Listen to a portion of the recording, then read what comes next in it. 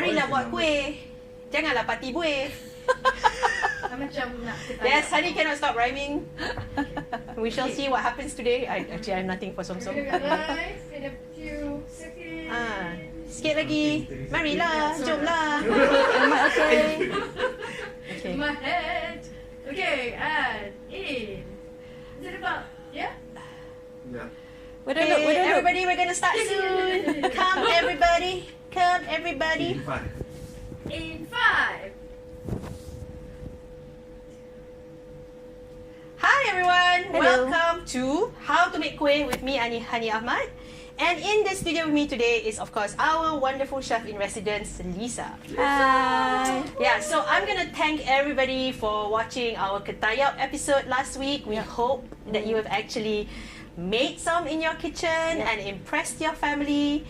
So as promised, this week we're making Som Som. Som Som. Okay, so I think a lot of you might not necessarily know what Som Som is. Maybe people from Perak and Johor. Right, Lisa? Yeah. Som Som is basically it's a rice custard served with a Gula Melaka syrup. Indeed. I know it doesn't look very impressive, tetapi It looks better than it tastes better than it looks. percayalah, this kuih might change your life. Yes. It is one of the simplest and most delicious kuih you can make. I actually make it now for my dinner parties. We crave for it in the office. Yeah. Yep. So, okay. Okay, now the main thing about Som Som is that you have to make a rice flour santan custard. Yes. Right, Lisa? Correct.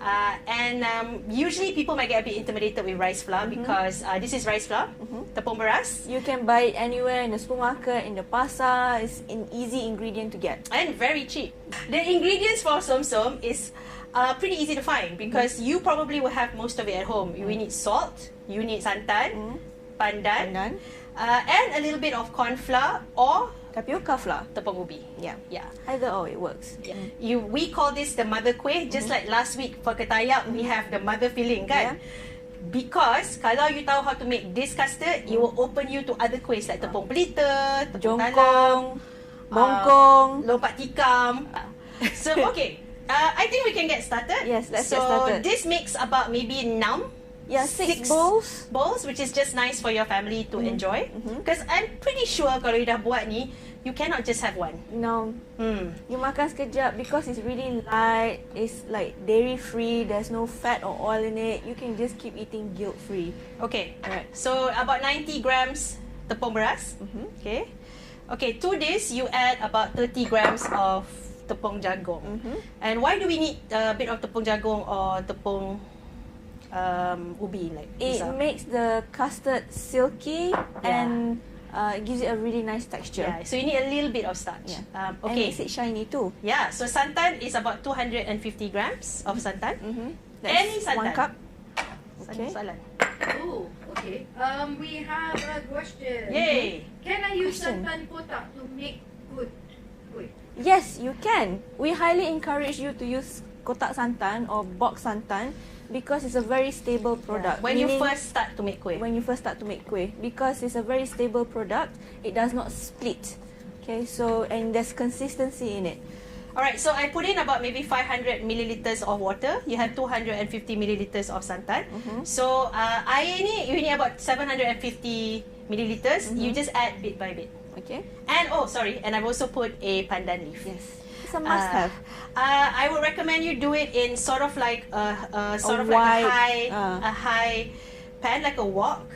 Kuali boleh buat. And kalau non-stick lagi bagus lah. Yes, the wider it is, the easier and faster it will cook. If you use a narrow, shallow pot, it will take ages for the rice flour to cook. Yeah. So now the initial process is Honey is just going to mix it all in to work out all the lumps. Yeah, you can actually. I would recommend using a whisk.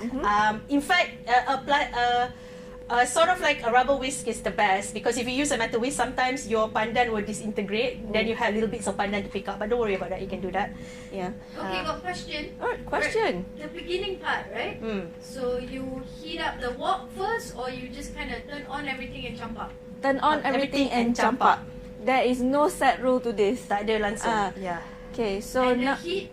the heat is medium. Yeah, medium. If you are nervous or unsure, start medium low.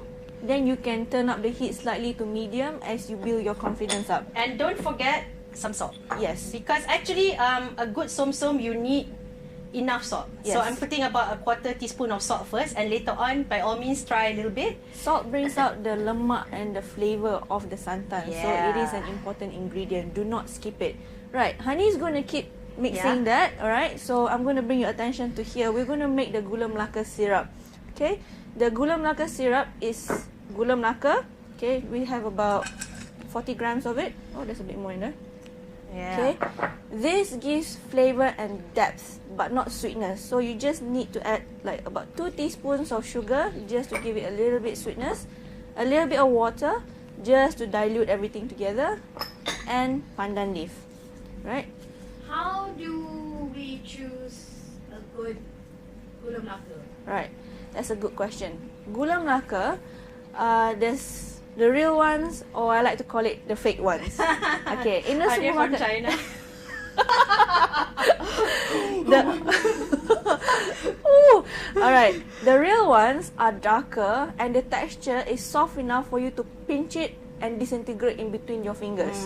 The fake ones are palm sugar also with added sugar, meaning they make a caramel from white sugar and they mixed it in, Yeah.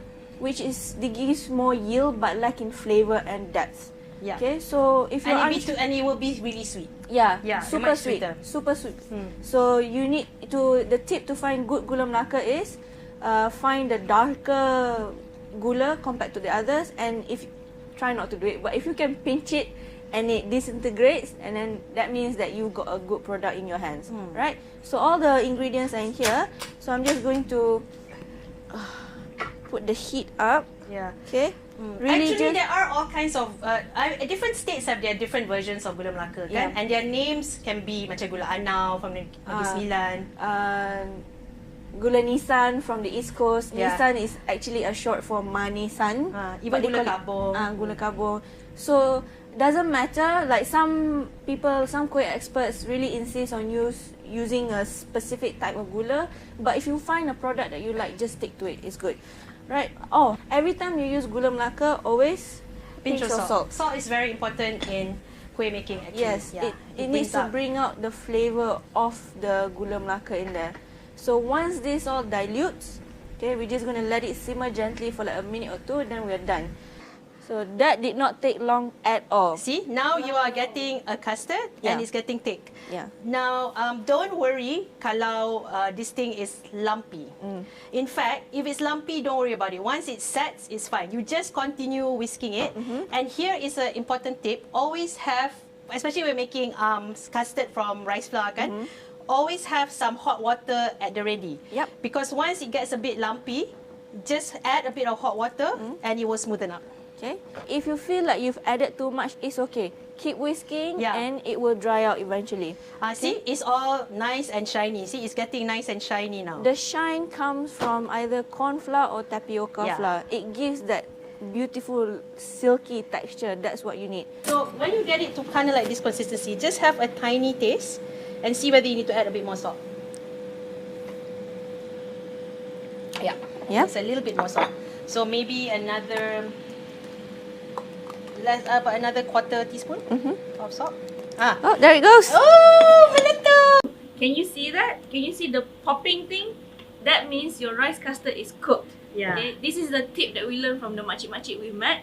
Okay, masa dia meletup macam katak or macam mati ikan. Nampak macam mati ikan. Nampak macam mati ikan. That means the custard is cooked. Meaning you will not get the raw flour flavor in the custard. Correct. So quickly come and look at my palm sugar syrup here. Oop. Right. It has simmered. Okay, all the sugars have dissolved. So you just need to off the fire and strain it into the jug here. Okay. Must always tapis your Gula Melaka sebab especially pure Gula Melaka, there's always bits of Sediment in there. sediment, impurities in it. Yeah, because it's a natural product. Yeah. So there you go. You got your Gula Melaka in here, and Honey has got the custard ready. Right, these are the molds. Okay, this is optional. You don't need to use molds. You can just letak straight dalam mangkuk atau makan jadi juga. But we want to make it a bit fancy, so we're going to put it in molds, let it set in the mold, chill it. So when we tip it out, it's got a nice pattern underneath it. You can also use muffin tins, you know, if you want something. as usual, if you have any questions, please just comment below now. Vinny and we will also answer it for you anytime. And if you PM us now, we will give you a beautiful PDF copy of this recipe, just like what we did last week. And join our Facebook group. It's called My Kuih Klub.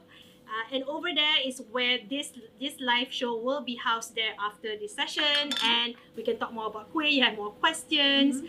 You even want to share photos of the som som or ketayap that we've made. We'll be so happy to look at it. We would love to see it. Indeed. And next week, what are we making next week, Lisa? We are making kuih bahulu. Just in time for Chinese New Year. Right. Back to the som som. So before it sets, you have to do it while it's hot. We're just gonna oil it slightly. And where's my spoon? Alright. In the meantime, I am going to. Okay, this is the one that we made earlier and it's set. Okay. So, honey, you can tip that out. I'm gonna tip this out. So this is why it's important to oil, especially if you have a pattern, because then it will come out nicely. Okay. Bismillah. Ta-da! Oh, it's hot. It's hot.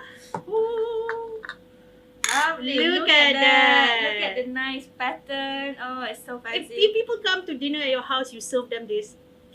And it's so easy because you can make it the night before. It can set in the fridge. Don't forget to actually cover with a cling film. Because rice flour will always have a skin if you put it in the fridge. Exactly. So that is the set bit. This is still the hot and runny bit. So put it in the mold while it's still hot. Okay. So this is in fact, you can actually even set it outside. You just leave it for about an hour. You can makan nice and warm. Yeah, nice and warm. Doesn't necessarily need to be chilled. It's up to you. Hot day, cold day, your judgment call. I've got to eat so this is the som som that we done earlier. Some som som. And gula. Wow. Isn't that a beautiful thing, guys? Remember, just PM us now so we can give you this PDF recipe of this fantastic. I'm going to eat this now. I'm so excited. Okay, see? Oh my god.